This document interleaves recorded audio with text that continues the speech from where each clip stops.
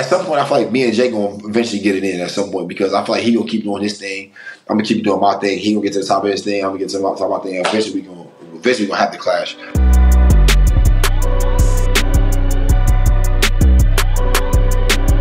Welcome to In Shambles, your source of spew and sports, the epicenter of hot takes and comedy. I'm your host, Adam Garfield, aka Playmaker Garf, coming live from the Brojo in beautiful Austin, Texas. What is In Shambles? It's your destination for energetic sports, conversation, banter, comedy, and humor. Never before heard stories from your favorite players. In Shambles today, we have the Brooklyn Nets. In 363 days, essentially a year, they traded Kyrie Irving, James Harden, and Kevin Durant. Those are three Hall of Famers, guaranteed. And you trade three of them in a year is no doubtedly the biggest fail of a big three ever. I don't care about the old Nets. It was Garnett and Paul Pierce and Deron Williams maybe. This is far worse. Because these are guys who have been top 10 players in the league at some point in their career, right? It's really sad. And the worst part is that Ben Simmons is your best player. Ben Simmons being your best player, let alone, should have you in shambles. You're essentially playing in China in that case. But so I got this right here. In return for James Harden, Kyrie Irving, and Kevin Durant, the Nets received Andre Drummond, Seth Curry, Bum Simmons, Mikal Bridges and Cam Johnson. That's a good one. Jay Crowder and 7 first-round picks. KD alone should be going for 7 first-round picks. I just don't think, I think there's a lot of issues with the ownership too. And Steve Nash, when he was coach, I think he got done pretty dirty. You throw him into that type of situation, you're not going to succeed. I don't care how many all-stars you have on your roster. Steve Nash got but it is what it is. The Nets organization is in shambles. So our question for the day is, do running backs deserve the max contract in the NFL? I say no, only because the NFL running back longevity is way lower than the other positions. The leading rusher in the past 14 Super Bowls has been on a contract lower than $2.5 million. In the past 14 Super Bowls, that's ridiculous. And you just can't guarantee that running backs last that long. Coming on to In Shambles today, we have the 3-time Pro Bowler, 2-time first-team All-Pro, 10-year NFL veteran, and one of the hottest new rappers in the game. Please welcome Mr. Le'Veon Bell to In Shambles. How are we? Man, I'm feeling good. How are you? Doing well. So the last time we saw you in the NFL was a few years ago. What have you been up to since? Really music. I mean, I've been doing music even while I was in the NFL, but music, like full time and training for boxing. Like, because obviously I made the switch over to boxing now. So I've been doing I've been taking a lot of my time. So, I get up in the morning. I already did my workout this morning before I even did the interview. So I knock out my workout.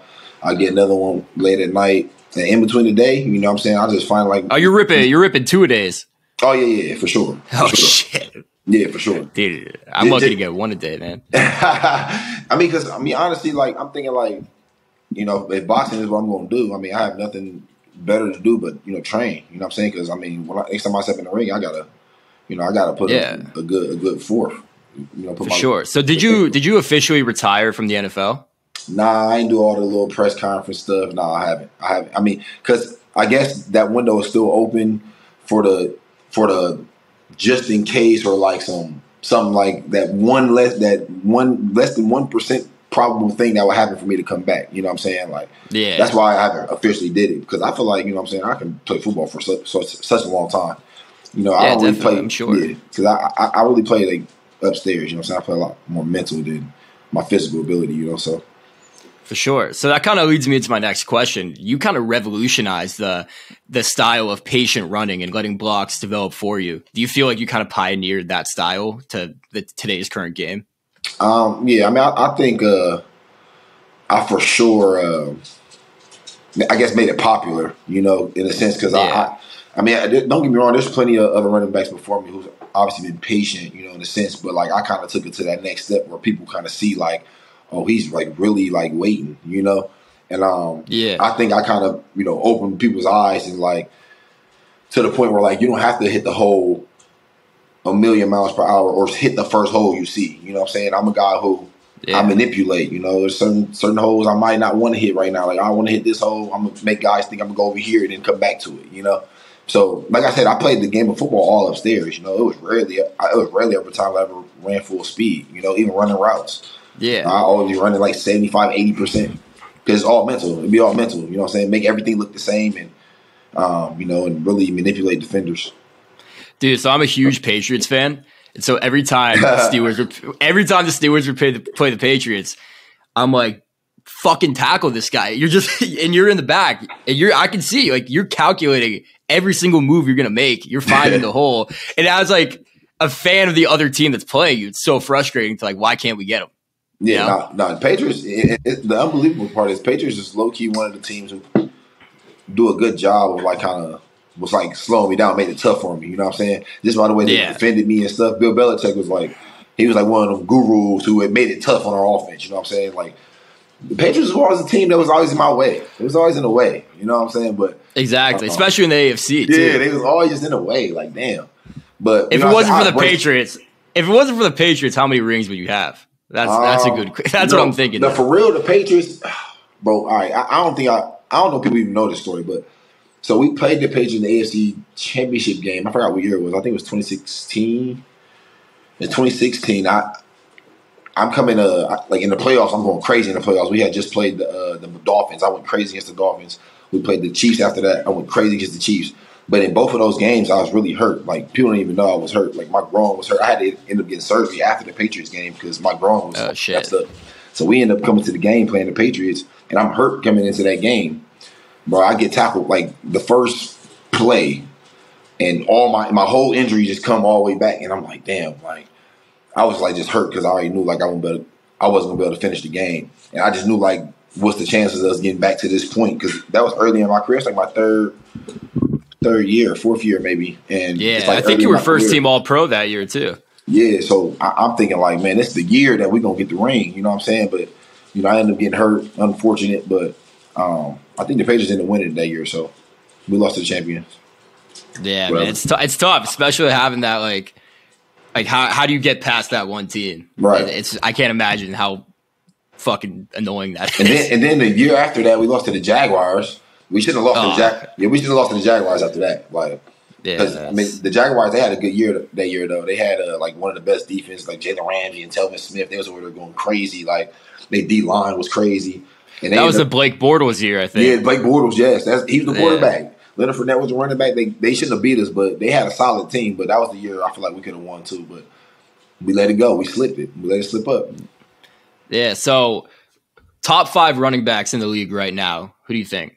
Right now, bro. Honestly, bro, I ain't been. Bro, outside of the Super Bowl, bro, I ain't watching more than 3/4 of a football game. Like, Why is that? Just because we had like a little, like it was like a little party that people was at. So like I was just there. It was when I was watching it, but I ain't really been watching football for real. I watched the Ohio State Michigan game, and that was it. Like, I watched the Ohio State Michigan game and the Super Bowl. That's like literally those are the two biggest games of the year. Right. I ain't even watched the national championship game. Like, I was just like, you know, I kind of figured Georgia was gonna win or something. That's probably what it was. It was a good guess. Yeah, I ain't watched no football at all because I tell you, I've been locked in on boxing, bro. Like crazy. Yeah. So, football player, professional boxer, rapper, currently professional boxer and rapper. You know, talk me through the transition going from, you know, one career to another. I already been making music even while I was in the NFL. So, that's something I've always been doing since 2013. I think I dropped my first song. And I've been kind of doing that up until today, you know. And the switch over from football to boxing has been tough just because of the fact that I won't say it's tough. It's just challenging. It's challenging just because, you know, football, I played football my whole life, you know, and I know what it takes to go into football and all the little small details that make me great. Like, they made me great at running the ball or made me patient or whatever it was.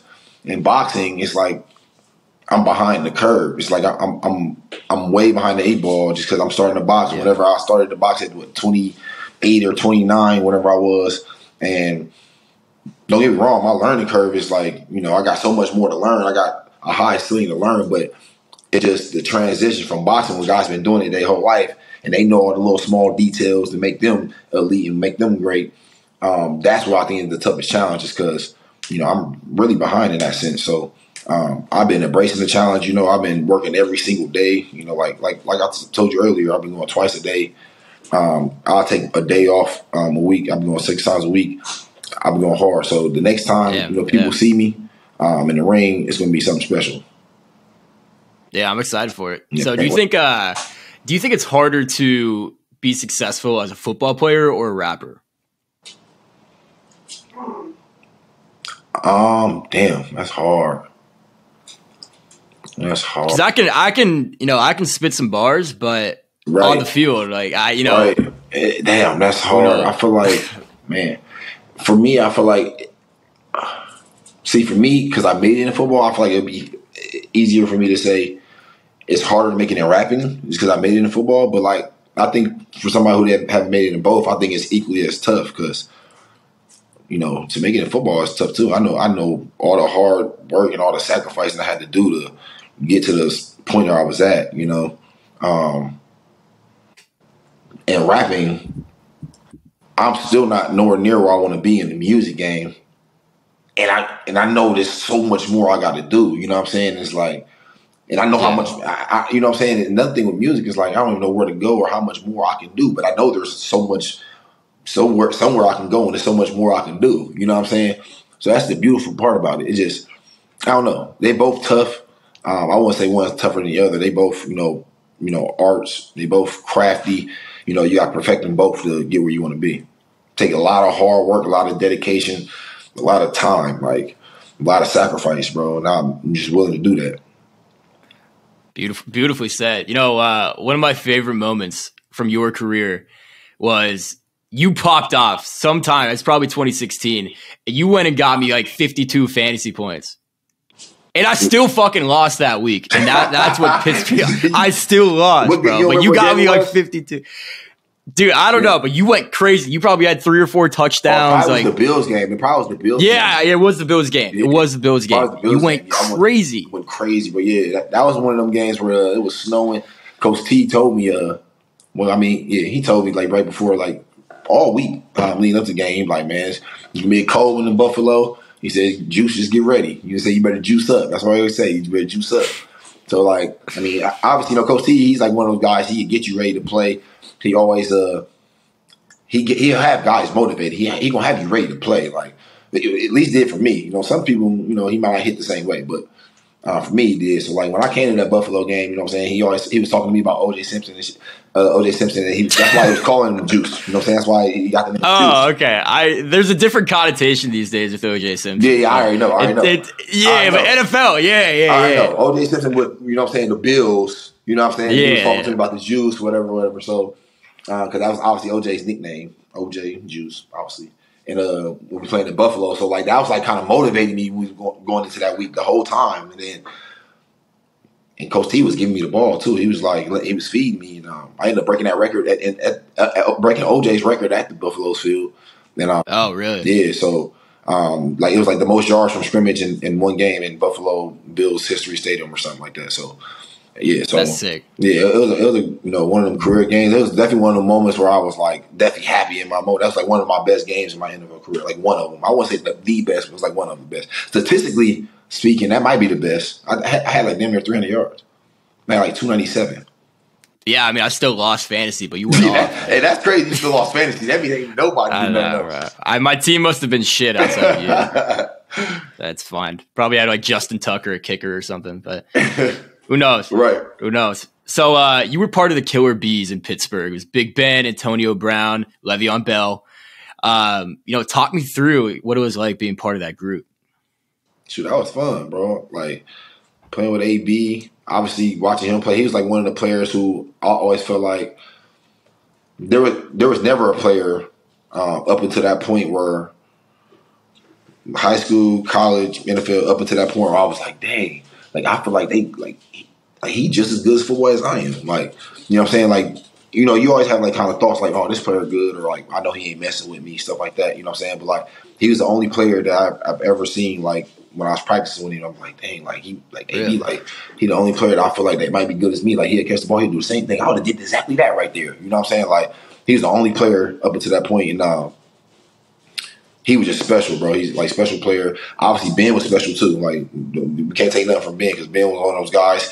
He made me like obviously a great player too because Ben was a guy who he depended on me like in the passing game. So like when I was running routes, he knew he kind of figured if it's man or if it's cover two or whatever my route was, depending on what it was, he knew if I was going to be open or not. If it's man to man, he knew like, oh, Le'Veon on the backer, I'm getting him the ball. Like, he already knew. Like, and Ben he either knew was he on the AB or me. Like, at certain times where he knew. Like, and I think Ben did a great job of like also knowing times where like, okay, these guys are heavily covered. Like the Patriots would do it a lot. Like the Patriots used to do like they had double AB, they had double me, and Ben to locate that, he'd know like, okay, I'm using Jesse this play. You know what I'm saying? Like, Ben was just one of those players like. I don't know. And I think basketball, like him having that basketball background helped him out, but he can like envision, he already knew what like the defense would be in before like the play start. Like it was like some basketball vision, like type stuff. Like I don't know. Like he like 2-3 zone, like he already knew. Like are they in 2-3? He was mentally there. Yeah, he already know. Like he already know. So and I was like it was fun, you know what I'm saying? And Coach Tomlin, he trusted us all, getting the job done. I think the era of the Killer Bees or whatever, that was like the year where the defense kind of wasn't as good. But it's like, I feel like the defense really had a hard time. When I say as good, that was like what people would say on the outside just because I feel like we was running up so many points. And the defense is kind of always out there. They running a lot of plays because, we going down there, we scoring in 4 plays. The defense back out there and they ain't really get the rest. They might get a stop. We back out there. We go score again in 3 plays. The defense back out there. It's like, damn, like they ain't even getting no rest. So, of course, the opposite offense gonna get something going eventually. So, and then obviously when Shazier got hurt, that was like one of those things that like was devastating for our defense too because he was like one of those players like he was a pick where he was gonna change the defense. Like he was like one of those picks like he get like entirely he's gonna change the defense. Like he was on that route. He was on that route. He was that guy. He was on that trajectory of doing that. You know what I'm saying? Obviously, unfortunate. What happened to him on the field, but he obviously doing good now. Thankfully, thank God. Yeah, he's doing. Yeah, thankfully for sure. And but the Killer Bee era, that was fun. It was fun. You know what I'm saying? Like, it was a lot of memories from it. Obviously, we wish we would won a ring from it, but at the end of the day, I obviously was planning to win a ring, but I'm not. I'm not gonna hang my career over a ring. You know what I'm saying? I wouldn't be like, oh man, because at the end of the day, I with the Chiefs, we made it to the Super Bowl, we ended up losing, but I got to experience it. You know what I'm saying? And that was good enough for me. You know what I'm saying? At the end of the day, I'm cool. I'm cool with that. It would have been nice, but like it's not. It doesn't make your career a wash. If I had a ring or whatever, because even if I went with the Chiefs, it ain't like I was really playing like how I was with the Steelers. Like with the Steelers, like I was the guy. I was getting the ball. Like guys were preparing for me with the Chiefs. It was like I was just like kind of a. Don't get me wrong. It's like it still would have been good, but it wouldn't have felt as good as it would with the Steelers. Like, definitely. Yeah, it wouldn't have felt as good because like that was like who was there. They picked me. Like Steelers ones to pick me. You know what I'm saying? But, yeah, exactly. Yeah. So my question to you right now is Antonio Brown's career. Is he a Hall of Famer? Because his stats are ridiculous. Yeah. And whether or not you can. At the end of the day, what you do off the field isn't what gets you into the Hall of Fame. It's what you do on the field. So he had 928 catches for 12,291 yards, 88 touchdowns. That right there, I mean, that sounds like a Hall of Fame career to me. What do you think? Yeah, so if you're asking me if AB is a Hall of Famer, absolutely. Absolutely. Yeah. That's not even a question. He's a first ballot Hall of Famer. Like you said, the off the field stuff, I understand. Like that's they're going to hold that against you. But if you want to talk about just on the field player stats, yes, for sure Hall of Famer. That's not even close. It was like a little stat. It was like a somebody seen on Twitter. It was like either yesterday night or this morning. I can't really remember, but it was like a top 35 receivers of all time, and then it had like Jerry Rice first, had Randy second, and had AB third, or whatever. And then AB started trending on Twitter, and they were saying like, "How's AB top 3?" or doing that, blah blah. And I'm like thinking in my head, like I ain't tweeting nothing at nobody, but I'm just thinking in my head, like, bro, do y'all see this man's stats? How is ridiculous. Yeah, like it's like I don't even want to misquote it, but it's like 8 seasons straight where it's like 1,500 or like 1,300 plus ridiculous. Or something like. Yeah, it's like, bro, how are you putting up stats like that? Not be top 3. Like I wouldn't have been like Jerry number 1 for sure, but I would have been mad if they had him over Randy. But you know what I'm saying? It's Randy. It's like, all right, Jerry, Randy, but AB at 3, yes, I'll take that. I'll for sure take that because it's like, AB did that. And the way he impacted offense too. I mean, he wasn't just a one-dimensional receiver. He could go up and catch it over you. He could run the routes perfectly. He wasn't just running slants or fades. I mean, he did it all. The AB literally did everything. Like he wasn't like a jump ball guy, but he was like a go guy. He can run the go. Obviously, he run every route under the route tree. But what separated AB from everybody else is the way he like after I catch it, like when I have the ball already, now like what I'm about to do to it. Like now what I'm about to do with the yak. Yeah, the yak. Because like he's the only player, like I said, he's the only player I feel like, all right, he got it. Damn, all right, he probably can do the same thing I'll do with it or more. You know what I'm saying? Up until that point, you know what I'm saying? And then the next player was Tyreek Hill. The next player was Tyreek Hill when I went to Kansas City. I started seeing Tyreek and I see the way he practiced and I'm watching him like, oh, Tyreek Hill is real. He's fast. Yeah. Because it ain't just that. That's the thing about it. It's like, everybody like, oh, he's fast. But it's like, you're not even understanding, like, it's so much more than just him being fast. Because he be setting it up. He sets up everything. Like, he don't even be running full speed. He don't even be running full speed half the time. That's the craziest part. Everybody say he's fast. Like, really? Yeah, the cheater don't even be running full. He probably run like, in the game, he'll probably, if he's trying to catch him with somebody, he might run full speed. But usually when he got the ball, he be just chilling. He be just chilling, bro. He be That's chilling. Ridiculous. Yeah. He's just fast as hell. He's just fast as hell. And I like literally watched it. Like I didn't really have a full understanding of it until I was in Kansas City and I'm watching him practice every single day. And I'm like, oh, it makes sense now. It makes sense. Yeah. So what's your relationship with AB look like now?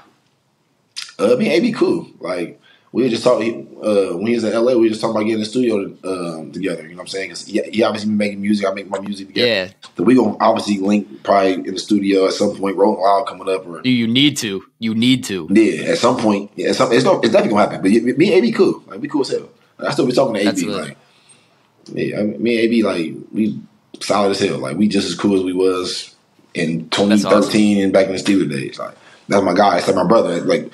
And forever will be, you know what I'm saying? I know a lot of people on the outside, you know what I'm saying, talk bad about him or say certain things but like AB not like what's the word I'm looking for?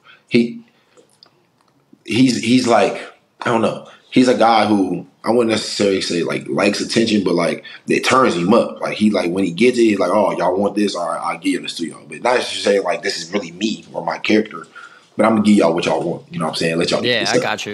You know what I'm saying? So if you link up, that track's got to be called Killer Bees. I mean, AB and maybe it's got to have it. Maybe. If we get Ben on it. Yeah. Oh my God, Ben's gonna freestyle on it. Right. No, Ben, call him out right here. Tell him you want him on the track. Right. Ben Roethlisberger, you're hopping on. You were hopping on. So you had some legendary battles with the Cincinnati Bengals, division rival. What was the mentality in the locker room before you played those guys? Like shit. At the time, the Bengals was kind of dirty, so it was like, oh yeah, because see, like now when people watching the Bengals, they don't really know how it was in 2014, 2015 when it's like, I don't even want to say no names, but y'all know the players who was crazy and trying to hurt people over there. But yeah, our mentality obviously was just like, obviously, you know. We're going to play football. We're going to go out here. We're going to win the game. Like, we're not going to do nothing stupid. You know what I'm saying? Hurt ourselves, for one. And then, two, protect yourselves. You know what I'm saying? Like, because we know what type of team they are. Like, what type of team they were. They knew, the Bengals knew they weren't better than us, like, period. Like, offense, defense, special teams, coaching, at no point were they better than us. So, the only way they can beat us or even come close to beating us is, like, get us out of our game or maybe try to get a player out. Like, they always figure, like, oh, if we hurt one of their players, we can get them out or something like that. You know what I'm saying? So yeah. So our mentality always kind of was like protect yourself all the time. You know what I'm saying? And my third year in the league, when I got hurt on that sideline, when I got pulled on the side, that was just me being young and dumb. I didn't know that, but like ever since then though, because when I played football, and that's what kind of opened my eyes up when I got to the NFL, like the business of it. It's like, because when I played football up until that point, I'm thinking like, oh, this game is fun. Like, we're just playing for fun. Like, everything's fun. Yeah, we're making money from it. Yeah, like, it's fans out here and stuff. Like, it's fun. Like, I'm playing the game because it's fun. But it's now like y'all take the fun away because you're trying to basically hurt me to win the game. You know what I'm saying? Yeah. And that was like really like, you could tell like that was kind of like their thing, because there's certain times, and then even when I did get hurt, they was cheering. Like, they got excited on the sideline. Like, they start jumping around, cheering like, oh yeah. They start running over there. They were excited that I got hurt. You know what I'm saying? And I remember that when I was laying on the ground, hurt as hell. I remember laying on the ground, just like, damn, that's crazy. Like, I let them get me. You know what I'm saying? But after that year, like, that was my third year, and after that year, ever since then, like, I was always like tight heads with the Bengals. Like, they ain't never like even came close to even trying to hurt me, because I was always going to mess with them. Like, every time, like, I hated the Bengals. Like, hated them. Yeah, man, that's fucked though. It's kind of like not that they were intentionally like trying to hurt you guys, but it's almost similar to like the whole bounty game. They had players who were doing that. It wasn't just to us though. Like, it wasn't just the Steelers they were doing it to. Like, they were doing it to like other people around the league, like other players around the league and stuff too. Like, the Bengals was that type of team at the time. Like, they had like them type of players. Like, the coaches was allowing it to happen. So they got a whole new like coaching staff, a whole new different type of players now. The Bengals is way different now than they were in 2014, 2015. Like, completely different, which I'm glad. You know what's crazy? What's crazy is that like we obviously we know, like, we both know who we're talking about, but like, he got to play like that long and really didn't get anything but fines. Right. You know, like nothing bigger than a fine, which is crazy to me. Right. Like, for real though. And he kind of edged everything else for the Bengals. Like, you know what I'm saying? He was like the guy who got everything going, so they all played off of that. You know? Yeah. Got you on that. Yep. So you set out the 2018 season over a contract dispute, and you got a lot of shit for it. But now we're seeing players do it, and the media is kind of playing into this narrative that, like, yeah, good for them. Like, protect your body, do what you got to do. So, like, how does it make you feel, like, seeing what's going on in today's NFL with contracts compared to your situation? I mean, even at the time, it's like, at the time in 2018, it's like I can like do with I can do, like, I made the decision where I can do what everybody else want me to do, or I feel everybody want me to do, or I can just do what I want to do. You know what I'm saying? And I did what I wanted to do at the time because I didn't feel like I was happy with what they were offering me, with what I wanted. And on top of what I just did for you previously that year, because I shouldn't even bid on the franchise tag, you know? So now it's like, where I see guys on it, and I haven't really kept up with it lately, as of late, but, you know, the last person I really, you see like some quarterback like Lamar, I'll be thinking exactly. like with Lamar, I'm thinking like, I don't know what the issue is or why he's not getting paid. I have no idea what's the holdup. Because he's like, yeah, you know what I'm saying? Because I'm like, bro, the Ravens, y'all drafted Lamar Jackson. And, I mean, don't get me wrong, like, y'all haven't won a ring or whatever, but, like, he's been the face of your franchise, like, literally the face. 100%. You know, he, like, literally, like, y'all a whole different new team now since he got there. So, I don't understand what the holdup is. And even, like, that's how it was with the Steelers at the time. I'm thinking, like, bro, I understand the way y'all do contracts. Like, maybe the Ravens do contracts a certain way and Lamar wants something a certain way. And the Ravens like, well, we do contracts this way. And Lamar like, well, I understand y'all do contracts this way, but I'm a special player. Like, you know what I'm saying? I'm a special player. Like, I'm that guy. I've been that guy for the team. So, yeah, like, maybe I can tweak a little bit for me. Like, you know what I'm saying? I'm Lamar, come on, bro. You can show me a little love. That's what Lamar probably on. You know what I'm saying? The Ravens like, nah, we doing the Ravens. We gonna do, you know what I'm saying? That's how it was with the Steelers. Like, I'm like, bro, I'm thinking like the first year we negotiating the contracts, whatever. We don't come to terms on the long term. Don't worry, Le'Veon. We gonna get you right next year. 100%. 100% guarantee we gonna get you right. Gonna get me right next year for sure? Yeah, we gonna get you right for sure. All right, tell me, all right, bro. We gonna just do play on the tag, bro. We gonna get me right next year. Base. Bro, the next year come, they sent over the same contract that I just turned down. Like literally the exact same one that I just turned down the year before. And y'all just had me play on the franchise tag. So y'all just had me chance it and play on this franchise tag.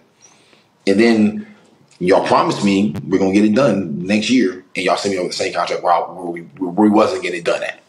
So that was my issue with the Steelers, whatever. Because I just felt like, yeah, I understand y'all don't do guarantees. I understand, y'all only do quick guarantees for the quarterback. And at the time, it was like Troy Polamalu was another guy who only had like the guaranteed money. But Troy Polamalu, so I'm thinking like, okay, well, Troy Polamalu, he's like one of the, what's different about Troy Polamalu and Ben? You know what I'm saying? Oh, Ben played quarterback, he get the guaranteed money. Okay, y'all got that argument. Okay. Well, Troy Polamalu, he played safety. Well, Troy Polamalu, y'all gave Troy Polamalu that because why? He's a special player. That's why y'all gave him that. He's a special player on defense. Y'all wanted to keep him that bad. Y'all guaranteed his money. He's that special player. Y'all wanted to keep him. Okay. Now, when it comes to my turn, I want the same thing. Like, I want my guaranteed. I don't want just the first year guaranteed. That's basically like I'm playing on the franchise tag. Yeah. It's like I'm playing on the franchise tag. And every year after that, it's like, okay, well, you can win this amount, or we can just cut you and then no ties. They can, at any point after that year, if I'd have signed that contract, oh yeah, I got my $17 million the first year. The year after that, they could cut me at any point, and I get nothing. So I got my $17 million. That'd have been it. Versus me going to the Jets and getting $38 million guaranteed. Somebody tell me the math. Like somebody, you know what I'm saying? Yeah. The math is simple for me. The math was really simple. So I understand how Lamar feels, because Lamar probably feels like, all right, I deserve this because I've been doing this for this amount. And I played out my whole rookie contract, so he probably feels a certain way.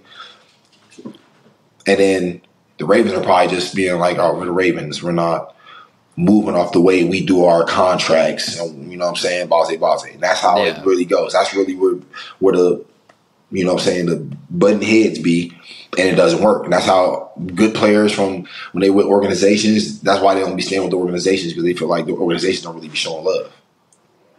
Yeah, it's fair. And you know what's interesting is with the NFL, you know what everybody else is making, and it's a big deal when somebody gets a big contract. Right. When you see yourself, as I'm sure you did, like on the same level as these guys, but not being valued the same, it's like, why the fuck would I want to keep playing for you? Why would I sign that? Yeah. Like that's why I got to the point where it's like, bro, the NFL, I'm cool. Like I'm cool on the NFL. You know what I'm saying? It got to be something special. I got to like less. It's like a less than 1% chance of what I want. I don't even know what I want, but like I got to hear it and be like, ooh, all right, y'all making me come there. Like, you know what I'm saying? Like, well, I'm cool. I'm cool with the NFL. The NFL might be cool with me, which is fine. But I'm, you know what I'm saying? I'm been focused on boxing anyway. So yeah. So question of the day for today was, are running backs worth max contracts in today's NFL? Bro, I feel like running backs should get their guaranteed money like right when you get drafted. Straight up. Like I need my money right now, because this is what happens. Okay, you sign. I use myself for example. You draft me in the second round. Okay, you pay me $1 million, $2 million for. Really, so I signed a 4-year deal, right?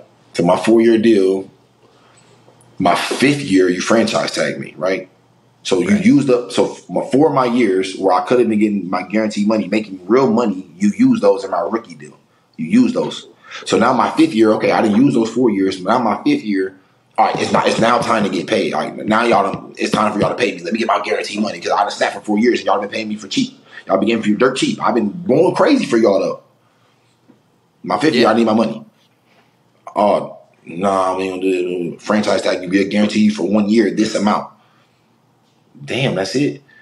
But basically saying like, prove it. Like, prove you worth whatever it is that you asked for. All right, bet I'm gonna prove it to y'all. I go out there 2016. I probably have one of my best years. Like, if not the first best, team All Pro. Yeah, if not my best, it's one of my best. We lose to the Jaguars in the playoffs. It's like, all right, what's up? Now I come back, they send over the same contract, and then they're not budging off the number. So it's like, okay, so y'all basically don't want me here. Like, that's literally what it is. Like, y'all told me one thing, and now it's a whole other thing. So yeah, but I agree with you on the fact that, you know, running backs, they have the lowest career average lifespan, because it's the most physical position, I would think. And I honestly, bro, and I'm not stabbing at nobody. I'm not dissing nobody. I'm not trying to say nothing bad about nobody. But like, really, running backs are really the least skilled players on the field, to be honest with you. Like, I was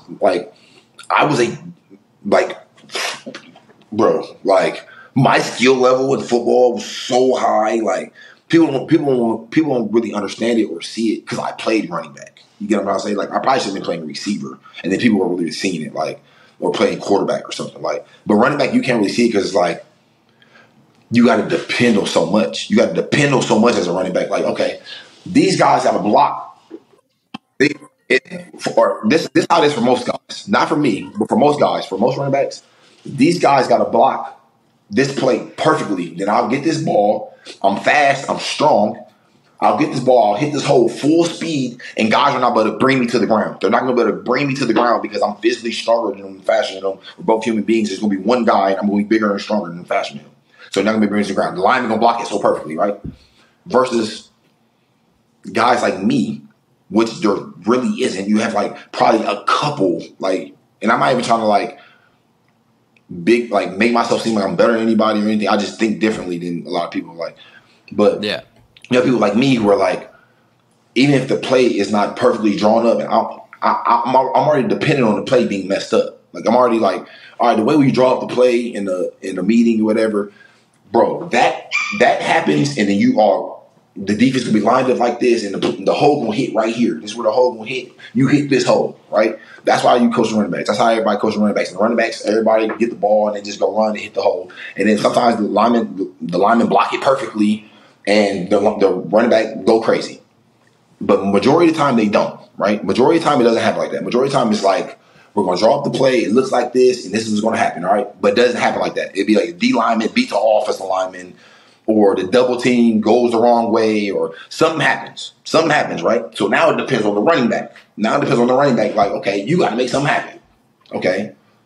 That's why everybody like, dang, Le'Veon Bell's so patient, because I always depended on my lineman or something messing up. I always depended on that. Like, I'm always ready for something to mess up. Like, every time I get the ball, it's rare. Like, I get the ball, oh, it's perfectly blocked. Let me just hit the hole. Like, no, it'd be like, boom, let me wait. Let me, like, let me fix it. Like, it's always kind of like you got to fix it in a way. Like, let me try to, like, just fix, like, the lineman a little bit, or I'll wait a little bit. I got you. All right, boom, now I'm going to hit it. You know what I'm saying? Running backs are not doing that. So, the reason why I'll say they wouldn't necessarily just deserve long-term deals, because they're going to constantly just bang their head in their wall, into a wall all the time. Like constantly, to the point where, like, now my body can't take it anymore. I'm 27, 28. I've been so strong since I was 21. Even in college, since I was 18, 19, you know what I'm saying? In high school, when I was 16, lifting, I've been so strong, just powering through everybody. Now I'm in the NFL, and everybody's just as strong as me. I've been powering through them for 6 years. It's like, damn, now my body kind of sore. But you're not even realizing your body's sore. So running backs thinking they can do certain things, and they think they look a certain way. Like, I was like one of those guys. Like, I was in that little mystical. Like, I think I was looking a certain way. I feel like I was moving a certain way, but I wasn't. It's like, because my body was like just banged up. Like, I was really banged up. I really needed to get my body right. You know what I'm saying? Yeah. And it's like, I don't think people understand it. Like, receivers, they don't really have to like bang into. They're on the outside all the time. And if receivers get tackled, they kind of get drugged down, or they fall on their own. They get pushed out of bounds. It's not nearly as severe as running backs. You know what I'm saying? That's why when I say, like, I shouldn't have been a running back, because that's not really my mindset. Like, my mindset wasn't really just bang into people. That's why I'd be behind the line of scrimmage trying to find somewhere to go. Other running backs, they don't get the ball. They're going to run into the back of the lineman. They're going to run into, just dig their head in and do what they got to do. You know what I'm saying? And that was the difference. You know what I'm saying? So,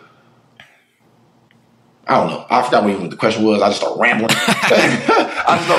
But yeah, basically, I'm just saying, like, but the question was like, do these like long-term deals? I feel like this, like, bro, no. I feel like no. Just because of the fact, I'll say that just because I don't feel like none of them really, like, I don't even say none of them. It's like certain ones, but I have to really watch them. Yeah, I have to really watch them to understand it. But like most running backs, they kind of get the ball, and what they see, they're gonna take. You know what I'm saying? Guys are not setting it up. Guys are not understanding, like, okay, this play is drawn up like this, but it might not necessarily happen like this. Guys are like, all right, it's drawn up, and I'm gonna hit that hole no matter what. I'd have been, bro.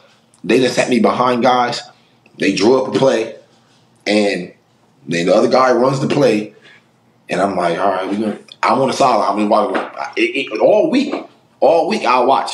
Y'all drawing up for the defense, the scout team doing it perfectly. Boss, okay, look good on scout team. All right, y'all running those scout team. As soon as it gets to the game, it's going to be one D lineman or one linebacker not going to be in the right spot that y'all think they're going to be at, or they're going to win a block or something. The running back got to do something different. And that's literally what happens every time. And I just be watching like, bro, that's crazy. But I be having to watch it. And that's why I think I got to the point where I was frustrated. It's like, bro, I can't keep watching this. Y'all not letting me run it. You know? Like, I ain't about to just keep watching it. Like, this is just bad football at this point because these guys are just missing holes. You know what I'm saying? I'm cool. I'm cool. Exactly. Yeah, that's a perfect way to put it. And you gotta see it with there's certain guys like Todd Gurley. You can even maybe start to put Ezekiel Elliott into that conversation, but they play at such a high level. Eventually, it catches up with them. Now that's two perfect examples, bro. All right, so think about this. You said Todd Gurley first, right? Right. Todd came out of before he even set his cleat onto the field. He already was injured. He already had hurt before he stepped on the NFL field. Like he was already injured. He already had his knee back in Georgia. He already had something. So he was already like behind the eight ball in a sense of like longevity for the NFL running backs. Okay, but y'all know what? But I'm the Rams. Y'all know what type of player I'm gonna get. Y'all know what type of player I am when I'm healthy. You know what I'm saying? Y'all know what type of player I'm going to get. I feel like at that time when they drafted him, if Todd Gurley's money is guaranteed, I feel like he's good because it's like, damn, he snapped. He did this like 4 or 5 years and he snapped. Yeah, after that, he didn't. He kind of have fun because it's like, shit, he been banged up. He came off a knee injury. He been having to battle two knee injuries, I think. I thought it was 1 or 2. I don't know. But he been banged up. He might have come back. Guys just hitting me. Y'all running me into a wall the whole time. So, yeah, I think at that point, his money should have been guaranteed because it's going to be hard to, like, guarantee it after that point. I feel like after that point, you should be able to prove it. Like, after that point, it's like, all right, now you prove it. Like, all right, year to year. But I feel like when you first come in, you should get that guarantee off rip, and then after that, you can prove it. Like, after when that, you got like, the fresh legs. When you got the fresh legs, you need the back. Legs. And even, like, that's what I'm saying. Like, Todd Gurley, bro, like, I be feeling bad for people like that, bro, because it's like, I feel like Todd getting the short end of the stick because people don't really understand. It's easy to overlook. It's easy to overlook injuries and the amount of force and contact you're taking for this many years of your career, and then all of a sudden you start to slow down, and everybody's like, "Nope, that's just the type of player he is now. He's bad." Right. It's like, damn, bro. But it's like, bro. And then Zeke is another, like, people have been saying this about Zeke. I haven't really, like I said, I haven't watched football this year, so I haven't really seen Zeke. But I do remember a point where, like 2 years ago, maybe a year ago, where I was kind of watching Zeke, and I can kind of see him slowing down because it was like one time, bro. It was like his rookie year. Like, he had, like, I forgot who he was playing against, bro. It was like the Giants or something. Like, he had hit a hole, bro. Zeke was so fucking fast, bro. I was like watching him, like, bro, damn, Zeke is fast as hell. Like, you know what I'm saying? 'Cause I didn't know he was that fast. You know what I'm saying? And he just running down the middle of the field. He's running fast as hell. I'm like, okay. So then it was like 2 years ago or 3 years ago or something. I was like watching him on the sideline. He like maybe came off an injury or something. I was like watching him. I'm like, that don't look like Zeke. Like, I'm like, that, like, Zeke look kind of slow right there. But it's just like, he was only like 3-4 years in. You know what I'm saying? Like, but I'm like seeing it. I'm like, I don't know that, like, Zeke, his rookie year would probably scored on that, but like maybe that 3rd or 4th year he probably got like 8 yards, 9 yards because he went as, you know what I'm saying, it looked a little different to me, but I was able to see it. And I'm thinking like, damn, like, I just wish I had I was younger, so I didn't really understand or had the mentality I do now of how important taking care of your body is. Like, but running back, you got to do it like no other. Like that's like not even like might not even be possible. Like for real. Like, to be honest with you, like to be able to play like 15 years, like I don't know how Emmett did it. Emmett had to be feeling crazy. Like I don't know how Emmett did that. Frank Gore too, guys like that. Frank too. Yeah, shout out Frank. He played for like my whole life essentially. And now Frank boxing. Yeah. So actually, that's what I want to talk to you next, bro. The boxing. So you boxed Adrian Peterson. Yes. And you knocked his ass out. Yes. Talk to me about that. I mean, that's one of the greatest running backs that we've seen in the league. So, and you guys are both in the ring. So That first of all, that was my first fight, right? So when I'm coming out there, I'm just thinking I'm nervous. Not nervous, but it's like I'm anxious. It's more like I had like the same feeling like I did for football. Like even in football, like when I'm coming out of the tunnels, like I don't know if it's nervousness or anxiousness or whatever it is, but I got like this feeling like in my chest, like man, I just want to go out here and perform good. Like you just want to like get it going. Yeah, like yeah. I want to let's go. Like you know what I'm saying. So I'm stop the wait, just get into it. And I know AP personally before we even fight, so it's not like I'm mad at him or anything, but we understand like it's a fight. So like we go out there, we do our we tap gloves, whatever, in front of the ref or whatever. We like looking at each other, and I'm thinking like, damn, this shit really about to happen. Like, so you know what I'm saying? Like, damn, I'm really about to fight AP. Like, I'm about to boxes, dude. I'm about to really fight AP. Like, that's crazy. Like, you know what I'm saying? Because in my head, I'm thinking like, bro, AP was somebody I grew up like. Not like I like bro AP, like I love AP, like you know what I'm saying, like watching he's like, you know what I'm thinking like damn, I'm about to fight him, like you know what I'm saying, I'm about to fight AP. So I go out there, you know what I'm saying, moving around with him. It was like it was good. Like AP was a lot better than I thought he was gonna be. You know what I'm saying? He was like moving decently, bossy. He was strong as hell. So that's why I was like kind of nervous about getting hit by him. And when that fifth round came around, I kind of felt him like kind of getting tired over the course of 3-4 rounds or whatever. I had basically, you know, I shot my jab to his body. You know what I'm saying? I hit him hard to his body too, so I know he felt it. He obviously didn't show it. He had a little poker face, but I knew he felt it. So then I faked my jab to the body again to, you know, and he like went down to block it. Like he went down like he's about to block it. And then he seen I wasn't about to throw my jab, you know what I'm saying? So he's about to try to throw his right hand. But before he did, I already was throwing my right hand because I was faking my jab. It caught him so crazy, and it like, and the craziest part is, I didn't even throw it hard. I was just trying to get out the way because I seen him about to throw his punch. So I threw my punch and was trying to get out the way. And when I turned around, he's like just on the ground. I'm like, damn, I knocked him out. Like I was surprised I knocked him out because I didn't feel like I hit him hard. And I felt like I just like, it was just like one of those punches I just like let go and then he just went to sleep. And that feeling when he went to sleep and the ref like waved his hands and called it, that feeling like was crazy. Like that was a better feeling than anything I ever felt in football. Because it was like, damn, like all that shit like I've been working on and training, that shit worked. Like, you know what I'm saying? It was like, bro, for real, it was like that. You're looking over a dude just laying on the floor, like I fucking did that. Bro, like, damn, like, I'm like, I just knocked out AP. Like, you know what I'm saying? Like, so it was like, I don't know, it was like one of those. I was like, I felt like I was just on top of the world and for like an hour. Like couldn't nobody tell me nothing. Like I felt so good. Like that feeling was unbelievable, like unbelievable feeling. Damn, man. I mean, would you still be open to doing some professional boxing matches, whether it's like celebrity boxing or just in the ring? Hell yeah! I got a fight coming up in April. Who you got? I can't disclose the opponent yet. Like the details will be out, but in April, y'all see him back in the ring. April back in the ring for sure. Who would you want to fight? Who would you want to fight? That's another question. Besides who you're fighting in April, who'd you want to fight? Like, there's guys like Jake Paul, Nate Robinson, like Tommy Fury. Jake Paul got a fight coming up, but like, Jake. At some point, I feel like me and Jake gonna eventually get it in at some point because I feel like he gonna keep doing his thing. I'm gonna keep doing my thing. He gonna get to the top of his thing. I'm gonna get to the top of my thing. Eventually, we gonna have the clash. He from Cleveland too, and I'm from Columbus, Ohio. So at some point, that fight only gonna make sense. But right now, I feel like it's gotta happen. I feel like the fight that really makes more sense for me is Logan. I fight Logan Paul makes more sense. I fight me and Logan Paul should fight. It ain't like I'm mad at him or anything, but just like he's a guy who he obviously needs to prove himself in the ring. I think he may have like a draw or something against KSI, but I don't think he's won. I don't think he's won a fight. Yeah, he lost to Floyd. Don't get me wrong, but salute. You got in the ring with Floyd. If I salute you, that's why I respect that because like shit.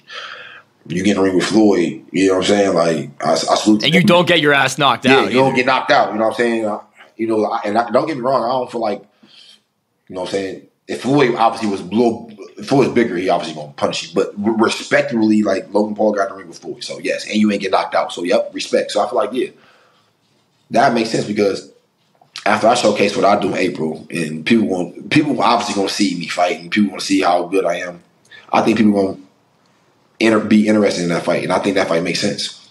Even before the Jake fight, I think the Jake fight gonna happen. But yeah, me and Logan need to happen. Definitely, bro. Who do you think's gonna win the Jake Paul fight, Jake or Tommy Fury? Oh shit! You put me on the spot. I want Tommy. You put me on the spot with that one. Yeah, damn. bro, this fight, bro. Because it's like, it's almost like this fight kind of reminds me of like Ryan Garcia and Tank Garcia, in a sense. Just because of the fact that, like, I'm going to tell you why. It's like 50-50 because it's like, all right, Jake Paul, I don't know if he's going to go out there and outbox Tommy Fury. Right. I don't think he's going to outbox him. I don't think, like, if it goes to the cards, after 8 rounds, I think they fight 8 rounds. After 8 rounds, they go to the cards. I don't think Jake Paul win more rounds than Tommy Fury. But I do think Jake Paul has that X factor. Like, he has that, like, the same thing Tank has. Like, Tank not really a guy who has to go outbox you, but I got that X factor. Like, I got that punch.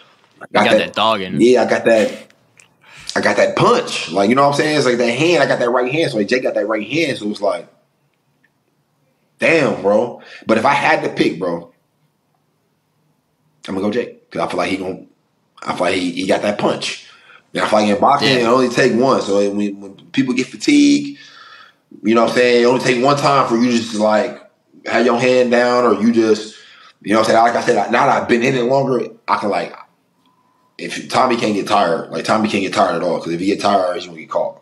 Straight up. Yeah. He can't get tired. And both of them, you can make the argument that they haven't fought like the best competition. I mean, same with Tommy, the same. He's versed a lot of shitty boxers. Jake Paul has versed some guys who were out of their element, out of their peak. But I think this is the first like real even matchup that's gonna. Yeah, me too. The better boxer's gonna win. That's what I think. Right, and I think even with Jake, I feel like if he didn't fight Silva, like I feel like I'll easily pick Tommy. But I feel like Silva, Silva low-key holds that wild card. Because like Silva, he got a little boxing in him. Like Silva can box. You know what I'm saying?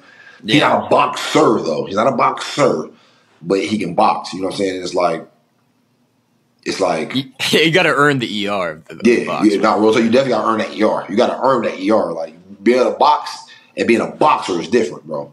Like Tommy Fury is a boxer. Like I don't know how good of a boxer he is, but he's a boxer though. He's definitely a boxer. He gonna go out there. He gonna know how to do it. I never seen Jake against a boxer. That's why it's like, all right, we gonna see. Like, cause Jake might not be able to get off that right hand. Tommy might be out of the way every time. You know what I'm saying? I'm thinking like, damn, if Tommy got away every time, he might just take it to the cars, 8 round shit. What's crazy to me is Tommy's like 185 pounds, and he's fucking jacked, and like he weighs more than me. I weigh more than him. Oh, see, I didn't realize Tommy was yeah, I'm about to say, what did they weigh in at? I didn't realize Tommy was that fucking big, yo. He's huge. He's massive. Yeah, He was way bigger before this fight too. I swear, he probably was in the steam room. I didn't even know he was that big, bro. I really didn't. But that's what. Yeah. And he's long. He gonna be long. It's gonna be a tough fight for Jake Paul. He's got the length. If Jake win this fight, but people gotta respect it because it's like Tommy Fury. He might not be the best boxer, but he's a good enough boxer. He got a bloodline. His brother, I'm sure they done sparred a couple times. He done seen some good boxing, bro. So it's like Jake going there. He handled business in there. Yeah. So, what was the craziest part of the NFL script when you got it? I think them telling me I got to stay at home with 2018. That was a crazy script, man. You see that one coming? I didn't see that coming.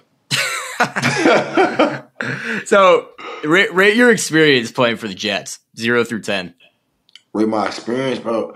It was fun in New York. The coaching just wasn't for me. Like the players. It was the Jets. Yeah, it was the Jets. It wasn't even just the Jets. It was the coach. It was the coach, bro. Because like my teammates there, the workers around the facility, like the janitors, like the nutritionists, like everybody else was cool. I loved being in New York, bro. It was just that coach. If they could just swap out, they had a different coach there, bro. I feel like my time in New York would have been great, bro. It was just like I wasn't happy because at the end of the day, football at the time what was making me happy, and you're taking that away from me. You know what I'm saying? Yeah. So it's like all this other stuff is great, but it's like my love, you're taking it away from me. And it's like, damn, the coaches ain't. You know what I'm saying? That was the biggest thing, dude. Did you feel that so there was an Instagram comment that you responded to. You're like, I'll never play for Andy Reid again. I'd rather retire first. Did you feel that with Andy Reid, or like what led you to that feeling? All right, shit. So that comment, I probably shouldn't have said that. I shouldn't have said that, but like I think it was a build up. It was just a build up on. Yeah, and it's your truth. It's your truth. You know, like, you can't help how you feel. But. Right. I shouldn't have said it, but like it was like a build up on top of because The reason why I was so angry with Andy Reid is because, all right, with the Jets, I had dealt with a coach that I didn't want to deal with for a year. Like already with a year, like he already had made me look like, oh, Le'Veon Bell lost it. Like everybody was already saying Le'Veon Bell lost it the first year I came to the Jets because people will say me, but like I don't like blaming figures or whatever. But like for real, I personally think it was the coaching because like I feel like our team was a lot better than 4 or 5 games that we won. We had way better players than we like. Our coaching wasn't putting us in the right spot. You know what I'm saying? But I dealt with that for a year after being with the Steelers. Like bro, when I was in high school, we wasn't losing. I was in college, we wasn't losing. I went to the Steelers, we wasn't losing. I'm not used to losing. I don't be on losing teams. You know what I'm saying? But I had to deal with that for a year. Yeah. So it's like, all right, we dealing with it. And then so I'm coming to the second year with the Jets. At the end of the first year, I'm already talking with upstairs. I'm already with management thinking like, all right, we got to do something like, trade me or we already in talks, but it's like kind of under the table. Like people don't really know about it. It's not really out in the media or whatever. But we already having these like discussions, or whatever, after my first year with the Jets. Like after my first year because the way it went. So no, Le'Veon, we gonna be good. Everything gonna be good next year, man. We gonna be bozzy. Like that's the coach talking to me. Make sure everything be straight. Making me feel good. I feel good. I'm good. I'm confident. All right, boom. We come into OTAs. I'm good. I'm confident. We coming to camp. He making me feel good. Like, all right, well, this is how it's gonna go. I was like, game 1, everything's going good. Everything's going good. Game 1, like everything's smooth. But game 1 happens. We playing the Bills. The second quarter, I pull my hamstring. I get hurt. I pull my hamstring. All right, that was just unfortunate. But I'm down for 2 or 3 weeks. I'm down for 2 or 3 weeks. We lose every game. So we like 0-4. Hold on with me. Yeah, I was down for 3 weeks. So we lost the first game against the Bills, and then the next 3 after that we lost. So now we 0-4, right? So now come back to the 5th game.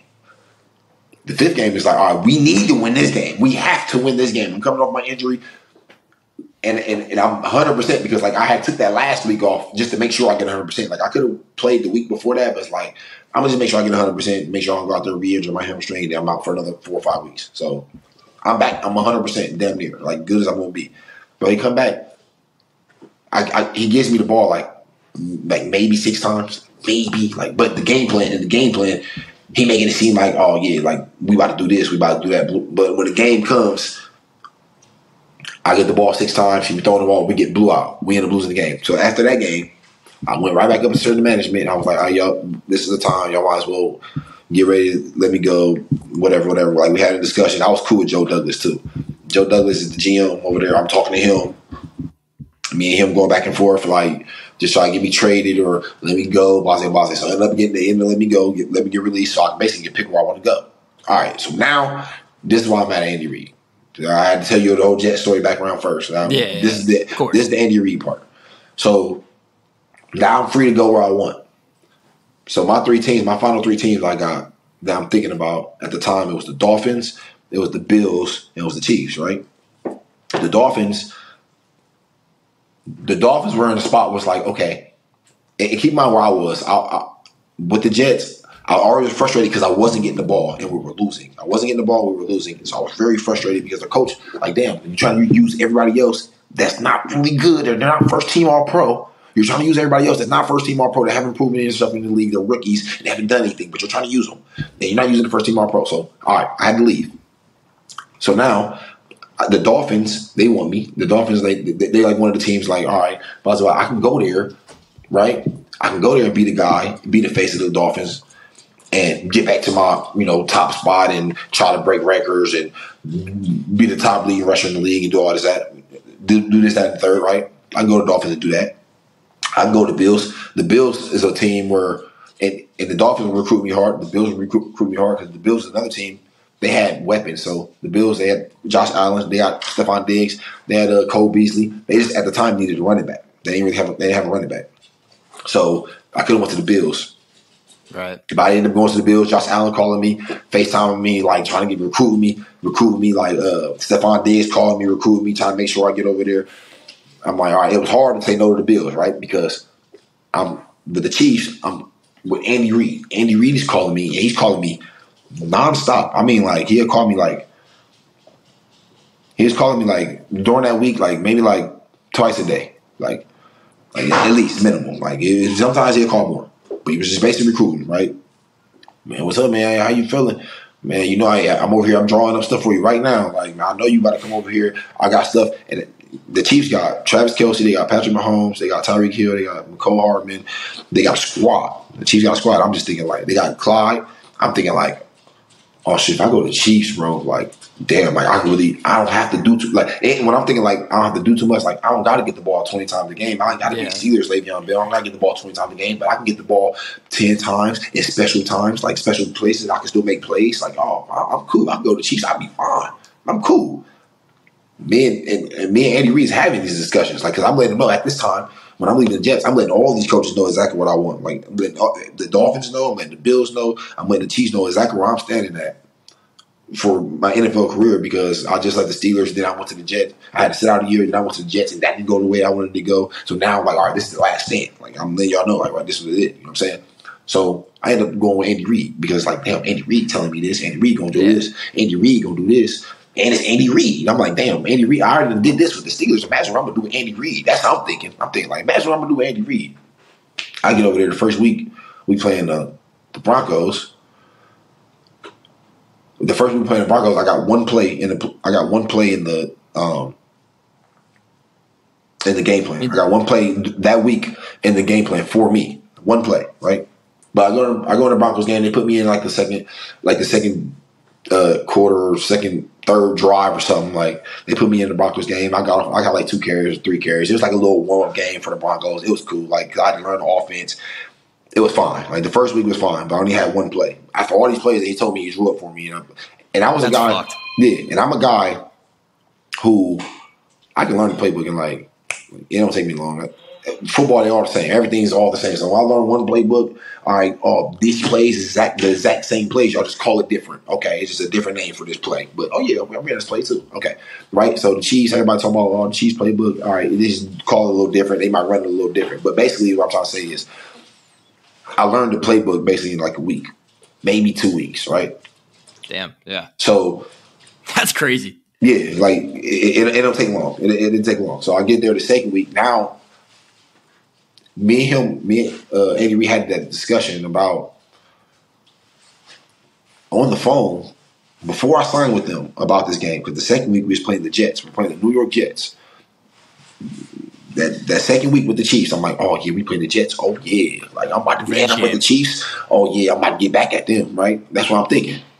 But we coming into that week in that game plan, I had one play that was for me. I'm thinking like, bruh, and at this time I'm quiet. I'm just over there. I'm new with the Chiefs, so I'm not complaining. I don't say anything to Andy Reid. I don't say nothing to Eric Bieniemy. I don't say nothing to Dylan McCarlin,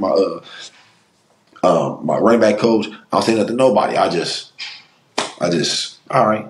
Because even though Andy Reid done told me like what we'll do with the Jets game, but we get to the Jets game, they had one play drawn up for me, whatever. Other plays I was just subbed in, bossy. But I don't even remember how many times I got the ball with the Jets. Probably like 3-4 times with the Jets. But it's like basically like I was already kind of like let down as soon as I get over to the Chiefs, because it's like, damn, you told me you was gonna use me, bro, but you're not really using me. Like, I'm really on the sideline just watching. Like, you're not using me at all. Like, kind of lied to your face. Yeah, you know what I'm saying? Like, you should be using me. Like, all right, Le'Veon, well, thank you so much for being on with us. You got that new single out, You Won't. Give me a quick word about that. Hey, make sure y'all stream You Won't. Stream everywhere, Spotify, Apple Music, is on YouTube. Y'all make sure y'all check that out. EP, Infinite EP, out everywhere. Stream everywhere. All right, so now for Garf's top 5. This is going to be a fan favorite, I'll tell you right now. So today, the top 5 NFL players with porn star names. Let's get it. Number 5, give me Malik Hooker. Obvious reasons there. Number 4, Fletcher Cox. Big guy, really solid pick here. Can't go wrong. Number 3, Jordan Love. If that's not a front page name right there, I don't know what is. Seriously. Number 2, Nick Chubb. I mean, come on. Number 1, guarantee. First ballot Hall of Famer, number 1, give me Sky Moore. That is the most perfect porn star name I've ever heard. And he just so happens to be a Super Bowl winner. Good for him. All right, so That's it for our first episode of In Shambles. Thank you so much to Le'Veon Bell for hopping on. Please go listen to his new song, You Won't. It's fire. You're going to love it. And stay tuned. We got a lot of big guests in the works. We got some big stuff cooking. We got some big things going on in Shambles. Stay tuned. See you next time.